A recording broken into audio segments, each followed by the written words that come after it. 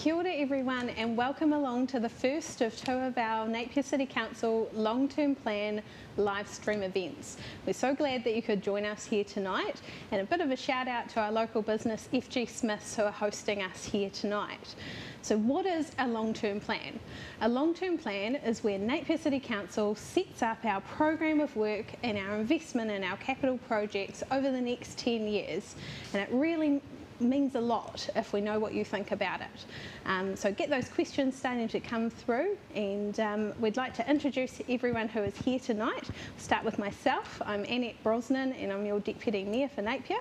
Everyone should know the person to my left. I'll hand over, Kirst. Kia ora koutou. Yes, Kirsten Wise. I have the honour of being the Mayor of our beautiful city, and welcome to everyone that's joined us tonight.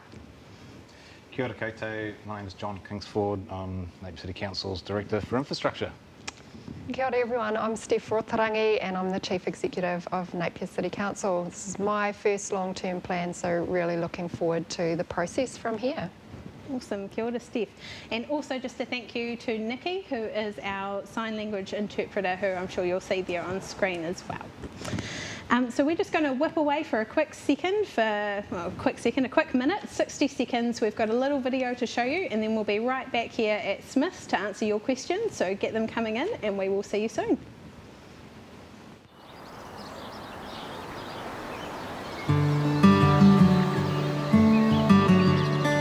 Kia ora koutou. It's been a tough time for our community lately, yet we've achieved lots together.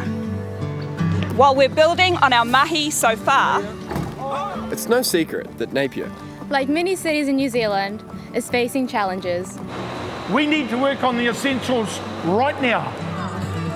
And at the same time, invest for the long term. There's lots to do.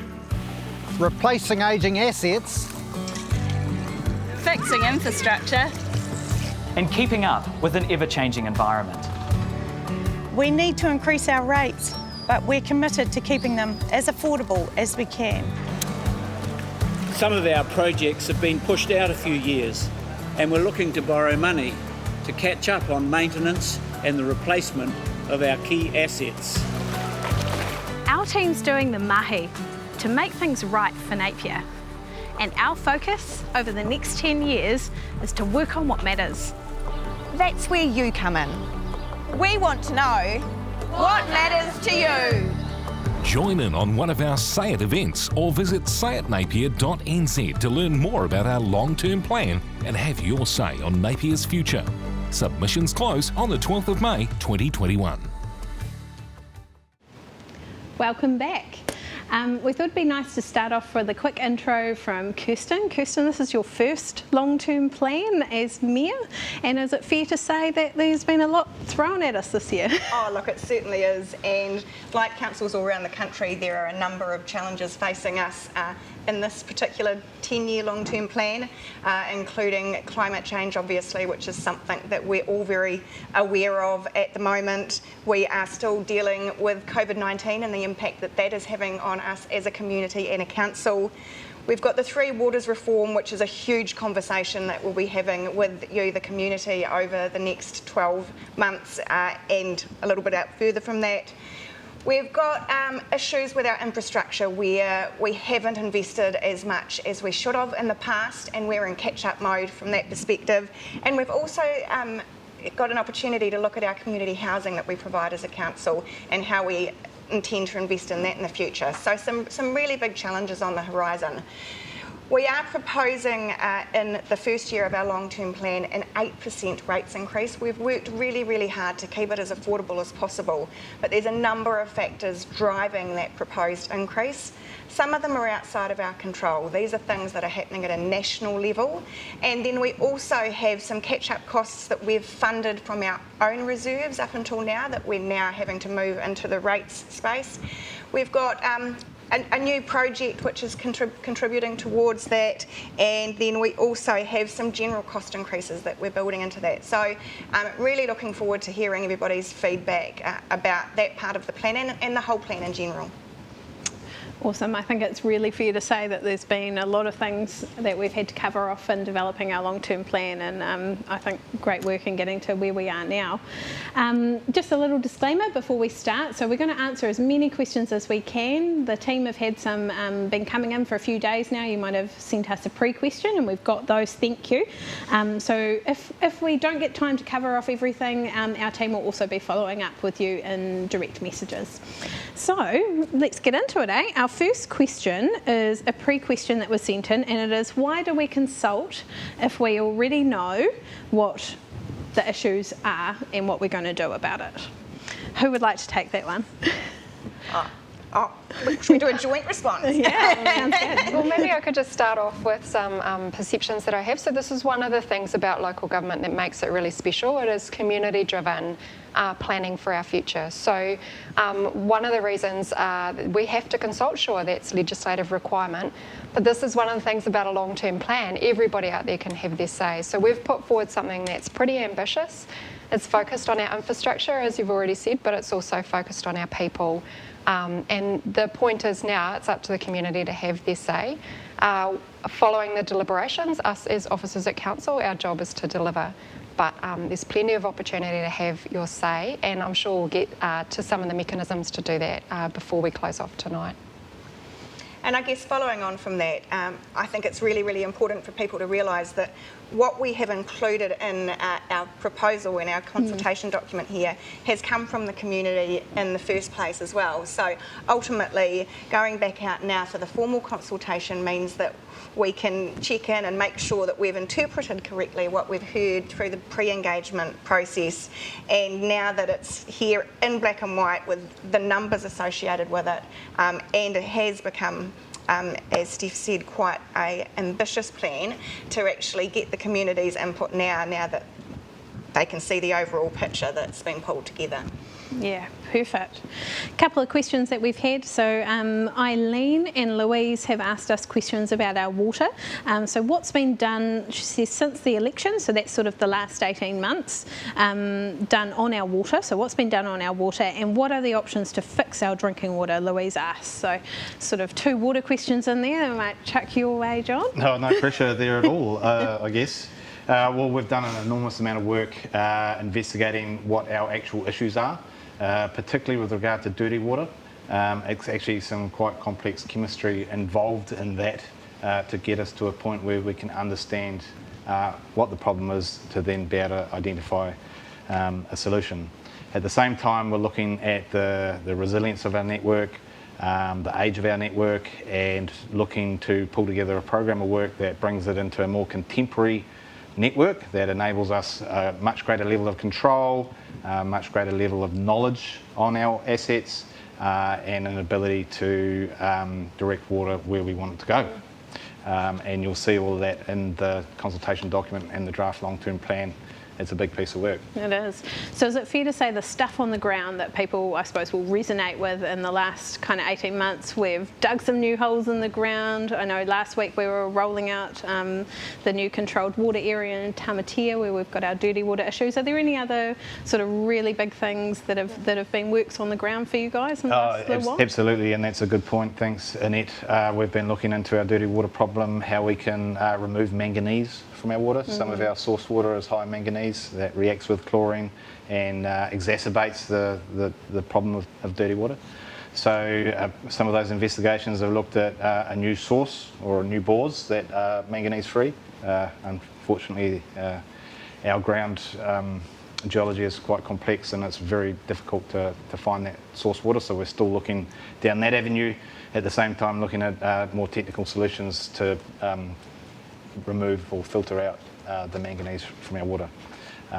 That won't enable us to remove chlorine just yet, but it is a step in the right direction. Also, a big part of our planning work has been looking at Te Mata Arawai, which is our new drinking water regulator. the changes that they're announcing in our drinking water standards and anticipating what those might be so that we can be compliant with those new standards as quickly as possible. Awesome. And that's not a small piece of work either. Yeah, thank you, John. I think we had a pre-question actually about the drinking water assessor, so it's really good to weave that in. And Kirsten, I know you've been pushing really hard this long-term plan to get spend into the three waters. What are the numbers looking like?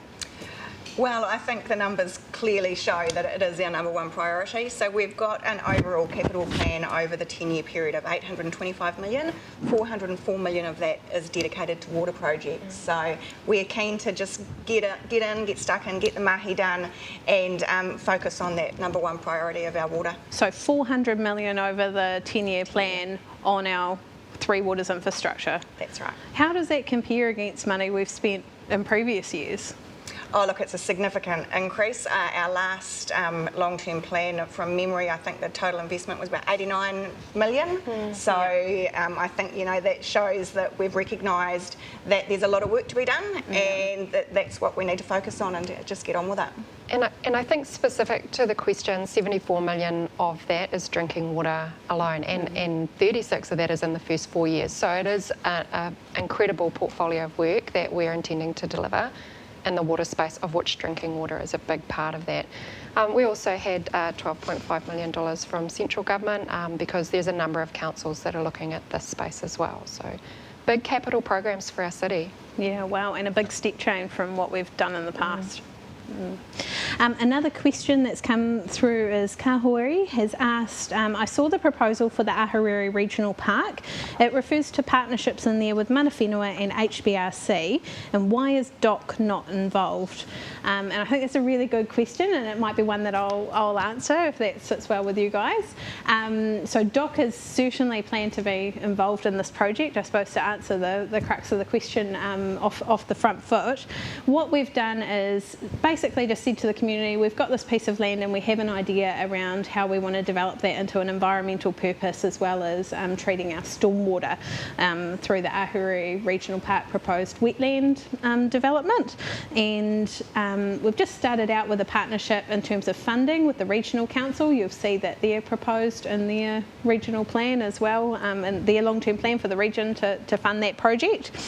And Mana Ahuriri are obviously a key settlement group in this area with Te Whanganui a Aroto, and they are the chair of Te Committee, which is the mandated through their Settlement Act, and DOC is a member of Te Committee. So I suppose just looping that round, that DOC is definitely planned to be a key member if Council approves what's proposed and if the community agree with what's proposed in the plan.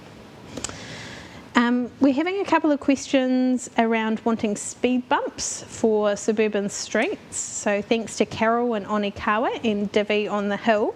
And I think that maybe feeds into our local area traffic management plans that we have in the plan. Was that your area, John? Yeah, that's where the rubber hits the road. Yeah. And look, we have included a number of local area traffic management programs of work in the draft long-term plan. That do identify some neighbourhoods where we know we have some issues to address. It might interest you to know that last year we had 100 complaints in areas about speed, and so we do have a process that we go through there that we're just pulling together some documentation around, but we'll investigate every complaint. That generally involves speed counts. You might see the rubber strips on the road, and that will tell us exactly what sort of problem we have or not. There is a threshold above which most traffic is travelling that does indicate that changes to the built environment will have an influence on that, but we do have some areas where actually that speed is quite low, but we have 1 or 2 speeders, and that's more of a behavioural issue. So we do work through those. We have a bit of a backlog, but if you have an area that you'd like us to investigate, then call into our main line through customer services or the transport team, and we will add that to the list, and we'll get the work done. And that is a key part of the consultation document as well, that we're asking the community to have their say on, is whether or not we increase the number of traffic safety management plans that we're doing for the community. In fact, triple it is the proposal that's put forward. So that can include things like speed bumps and chicanes, but it can also include cycleways and other aspects of safety. So I think, yeah, pay attention to that in the document and have a look at what we're proposing. That's a really good point, Steph. There are more than just speed bumps as tools in our toolkit to address what might be overspeed from the majority of road users. So we'll look at what the problem is and what the built environment is and try and tailor a solution to that if it's proved to be a problem. Yeah, awesome. And if that's something in your area, we're obviously consulting on that through our long-term plan as well. So if you think council needs to be investing more in that space, as you've heard from Steph, we're planning to triple that, the investment in the local area traffic management plans, and we want to hear that through your submissions as well. I've got a question here from Janet, and it's around chlorine-free. She says, I hear we can go chlorine-free, will we? And I think we kind of touched on that earlier, didn't we, guys, around kind of a bit of a two-phased step to it? Yeah, we've had our chlorine-free review come back to us, and that shows a lot of detail about how we can achieve that goal. The focus right now is actually to upgrade and modernise our network and to ensure that we are meeting the stricter regulatory standards that are in place. So we have to do that first and foremost, and we do actually have after that a number of steps that could then occur to move towards a chlorine-free network. It doesn't come cheap, so we are looking at, over a 20-year period, an investment of approximately $300 million to achieve that. But it's also quite important to realise that of that $300 million, 230 odd million of it is required to meet just the regulatory and the modern network requirements, and then there's that final step at the end to reach chlorine-free. Yeah, I think that's a really important point, Kirsten. So any work that we do over the next 10 to 15 years is going to move us towards the potential for chlorine-free anyway. So we're committed to that. Awesome. Virginia asked that when the amalgamation debate was going on, wasn't there a report done saying that our infrastructure was in good condition? And I think we all, if we were here at the time, Steph, a little bit predating your time, the war report, I believe it was referred to. Is it fair to say that our level of investment is probably equivalent at that time, but there's been a big step change in expectations on our infrastructure over the last 10 years? Oh, absolutely. The expectations for level of service is always going up, and maybe that's fair. At the time the war report was written, it was based on the information that we had available about our assets, but that is, 6, 7, 8 years ago now, and we're always gathering information and data on our assets that further inform our decision making around investment. So at that time, we didn't have a backlog in renewals, but a lot of the dynamics around our network and what ages we can expect from our infrastructure is changing. A lot of the information we're collecting on condition and performance is telling us that while the asset age isn't a problem, there are other dynamics that may drive failure. So our renewals need to increase to address that. So it is about more information gives different answers. And so, yes, we are increasing our renewals and our investment in water to move it from a very basic network that delivers bulk water everywhere to a more complex, more controllable and more data-driven network. Yeah, and that gives you a lot of confidence, I suppose, in the program of work that we're proposing as well to invest through the long-term plan. And would it be fair to say that also some of those costs are being driven from the change in the regulatory space as well, because those standards that we're now having to reach are significantly higher than what they were 5, 6, 7 years ago? Oh, absolutely. And a key part of the chlorine-free program of work is to renew underground assets much more frequently. So previously an asset you might expect to last 100 years. If you want to manage potential leakage rates, then you are having to renew it on a much shorter time frame than that. And obviously that takes money and a lot of effort. And I think it's a good point that cuts across the whole long-term plan. So the increase in regulatory issues, for housing, for water, for waste minimisation, it is part and parcel of being a modern council and dealing with these issues. Yeah, perfect. And just to switch topics, we've had a couple of questions come through on Maori Wards. So thank you to Fiona and Pororangi. So first Fiona's asked, can you tell me about the consultation planned for Maori Wards? And then Pororangi has asked who made the decision not to have Maori Wards, which obviously isn't the case. So Fiona's question around Maori Wards. I think we were just talking about this before off camera, that we've got a paper coming to Council next week around our representation review. That's right. So Council at this stage hasn't made any formal decision about Maori Wards. We certainly were supportive of the change to legislation, which took away the ability for a poll to be held. And we undertook a representation review just a few years ago. So at this point in time, the paper that we have coming to Council is outlining our timeframes around our next representation review. It's not a paper on Maori Wards specifically. And it is proposing that our next representation review will be undertaken over the next couple of years to be implemented for the 2025 elections. And Maori Wards will be considered as part of that consultation process. Yeah, perfect, because there's some really tight timeframes, isn't there, now around meeting national legislation for if we were to want to implement Maori Wards ahead of the, is it next year? Yeah, 21st of May is really our first opportunity to make a statement on the implementation of Maori Wards. But we can absolutely make the decision post that as well. And I think it's really important for our community to understand, as well as ourselves, you know, what Maori Wards are and what they aren't, to make sure that we're planning this change appropriately to our mana whenua and our community. And it is a detailed piece of legislation with more to come over the years. So I think it's absolutely fair to say no decision has been made in that space, but like every other council around the country, we're considering whether or not we're ready. Perfect. Louise asks us an infrastructure question on what steps have been taken to prevent the flooding that happened in November. And we all know the 9th of November and what happened that day when the heavens opened. Can you tell us a little bit around how our infrastructure coped, John, and what, if any, changes we've been able to make since November? You know, that was quite an event, wasn't it? And certainly in different parts of the city, we received more rain than others. At its most intense, it was the equivalent of a 1 in 250 year event. And, you know, that's quite mind-boggling. So obviously it impacted on a number of our residents, and you know, we really feel for those people that were affected directly by that event. The reality is our infrastructure performed as it's designed.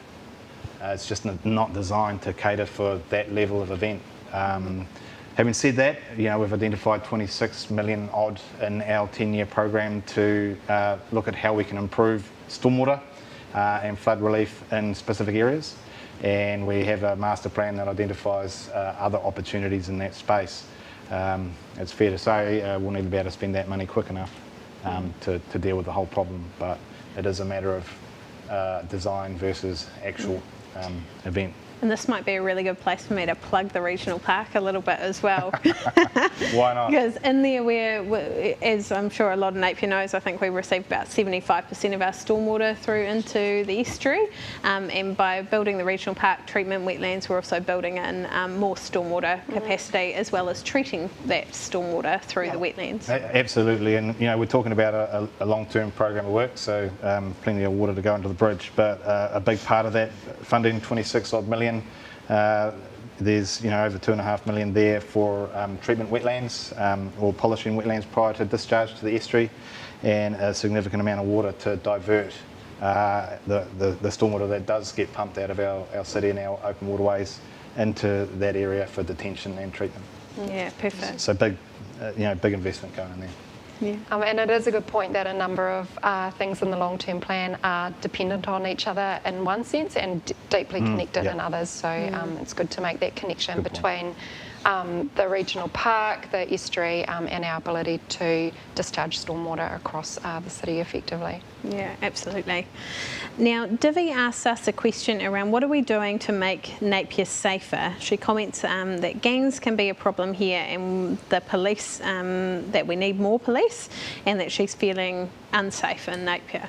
I think that might feed nicely into an item I know you were pretty keen on getting community views on around the ambassador program. That's right, yeah, absolutely. And we did receive a significant amount of feedback while we've been out in the community over recent months that people are feeling unsafe, and this is something we definitely want to focus on. So we've got a couple of things that we've included in the long-term plan for your feedback on. One of those is the proposal around an ambassador program, which is essentially having a team of people within our CBD and other urban areas who will be working with all of our community, including the homeless and the beggars, and essentially developing relationships and support networks for everybody, so that as a whole of community we feel safer when we're out and about in those areas. And then in addition to that, we already do have some funding in our long-term plan from this current year to do an upgrade of our CCTV network, and that's also something that I'm keen to explore further with central government to see if there's any opportunities for us to have some additional investment in that over and above the funding that we already have. Yeah, perfect. And I know that you've been working with the minister as well around our policing situation here, and you've had some good conversations so far.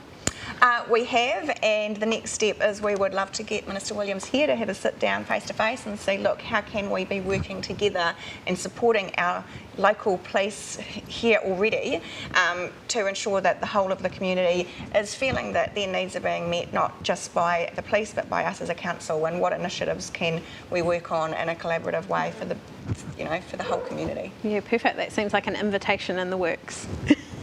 So there is a huge partnerships approach here, and we have a strong role to play as council with respect to bringing some of our other partners to the table. But there's things that you won't see in the long-term plan consultation document that are also part of our responsibility, like lighting, transportation, even the traffic management plans that we were talking about before, that we're all deeply committed to keeping our city safe, some of the projects that we just do as business as usual. So as a council, outside of the long-term plan, we have also been looking at all of those, I suppose, tools in our toolkit and making sure we're working really effectively together, learning from other councils and also bringing the partners to the table. Yeah, perfect. Now we've got a question here from MC Rima. They ask that we're proposing that rates go up. What is our view on the new Whenua Māori rating amendment bill? Steph, have you been across that? Yeah, so the amendment has just come through really, so there would be something that we're looking at in more detail at the moment. With respect to impact on Napier City, within our boundaries, it's not potentially a huge high-level impact for us given the amount of Māori land that we have, but it is something that we could potentially get some more comms out there once we've had the opportunity to analyse what it means or what it doesn't mean, and do that in partnership with our councils surrounding us and not just in isolation as well. Yeah, lovely. Pohora asks us, who can submit? Does the LTP impact on everyone?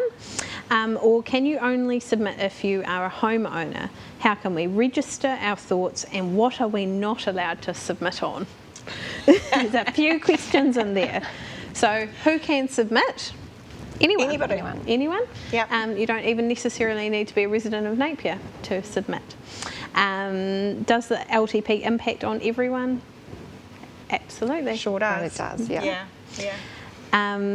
So no, you don't have to just be a homeowner, you can be a resident or not a resident. And of any age. We've had submissions from some of our tamariki and our rangatahi over the years, and that's great, so all ages. Yeah, perfect. How can we register our thoughts? So there'll be a link under this Facebook Live event and also through our website and Say It Napier. And what are we not allowed to submit on? You can submit on absolutely anything at the end of the day. That question is probably relevant if a person asking the question is a council employee, as we do have guidelines as to what we can submit on as employees of council, but the name doesn't ring a bell, so I think you're okay to submit on anything. And I would just say too that you know, the Facebook Live sessions are one thing, but we've got book a chat with our councillors and we've got community meetings as well. So if you want to know a little bit more before you do your submission, then by all means, there's some other opportunities. Yeah, awesome. And that's probably a good time. I was going to do it at the end, but I can do it at the end and now. Give a shout out to our next community meeting is the 21st of April. That's next week at the War Memorial at 11 a.m. This week. Oh gosh, it's a new week. Of course it is. And you can book a chat with a councillor on our website, as well as our next Facebook Live event too. If you've got a question that pops up after tonight, you're welcome to send those through in advance, and that's on the 4th of May. Now we have a question that's come through around the 8% rates increase and just asking around, I suppose, why it's so high or why it's higher than last year, and could we not have kept it the same? It's probably a good conversation leading into, I suppose, some of the tightening of the belt work we did to get to this stage. So we've probably already talked about some of the really big projects that are underway, particularly with respect to Three Waters, and we've also touched on an increase in the regulatory space as well. So I think potentially the only real other topic to cover is the matter of depreciation and renewal. So have we really kept up with our infrastructure in the past? And a huge priority for Napier City has been to keep rates low, but eventually that does come at a cost. And so we've got this impact of costs increasing, regulation increasing, and the fact that we now need to address some of our assets which are getting close to end of life, or even just try and smooth this bubble of work that's coming our way in a way that it can be delivered. But the actual 8% increase, you know, that's made up of catch-up costs, for example, fully funding our waste and recycling services, general cost increases, as we've talked about, and externally driven costs. And there's a small part in that are about some new projects such as the Faraday Centre. But really, you know, the consultation document does go into this in quite a fair amount of detail if people have the time to read about the financial section at the back. So happy to hear the community's views on that. Absolutely. Our question from Christian is, what does the LTP include for young people? And I know this is always a question we get as council, what are you doing for young people? And I think we've thrown it back at them a few times. What would they like as well? Yeah, we have, and there certainly is a couple of specific projects in the long-term plan for our young people. So one of those is Te Pihinga, which is a community centre that we're proposing for Ahuriri, which would have a very huge focus on the youth in that area and the wider Napier area as well. So it would be great for our youth to have a look at what that project's all about and make a submission. And then the Faraday Centre, I think too, it really is a project that is aimed at our youth across all ages, but at our youth in particular. And I remember taking my daughter to the Faraday Centre when she was younger, and just the absolute delight that our youth take with that actual facility. And so the proposals that we're making about how we can keep that centre going, because the risk is that we may have to close it.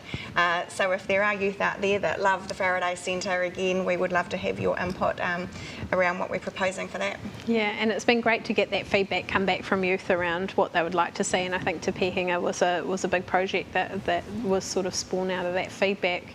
I suppose it's also council is so wide in what it does, doesn't it? Like when I read the question, I thought, well, there's the district plan and all of the areas we're trying to revitalise as part of some of our rezoning and just enabling business growth as well, which obviously leads on to we want things to do, I think is quite often the feedback, eh? Cool. So we have a last question, and this is, what will council do with our feedback? Well, First and foremost, we will absolutely listen to it. Yeah. So, to talk through a little bit more of the formal process, so when all the submissions come in, our council officers actually collate all those and prepare them into a report which comes to the councillors. And we do also hold hearings, which is an opportunity for you, the community that have made submissions, to come and actually talk to us face to face. So really encourage anyone that would like to do that to do that. And then it's a case of us sitting around the table as a group of elected members and actually considering all of those submissions, debating them, and that is what informs our decision making with what we proceed with in our proposed long-term plan. Yeah, and it's fair to say that we quite often make changes at that stage as well, don't we, after hearing all of the public submissions and views and concerns and ideas. Yes, exactly. Yeah. Awesome. Oh, well, I think that is the end of our questions that we've received tonight. Thank you guys so much for joining us online, and thank you to our amazing panel members, Steph, John and Kirsten. You guys have been awesome. So what we'd like to encourage you to do is to pop online and make a submission. So that's at Say It Napier or our council Facebook page. You can get the link there as well under this event. So pop online, make a submission, or join us at one of our other consultation events. So we have our next Facebook Live event on the 4th of May at 7 p.m. We also have the community meeting on the 21st of April this week at the Napier War Memorial Centre at 11 a.m. And we also have book a chat options with our councillors who have all been listening tonight as well. So a big shout out to our team of 13 all up who have been listening to all of your questions and our answers tonight. So ka kite, and we will see you next time.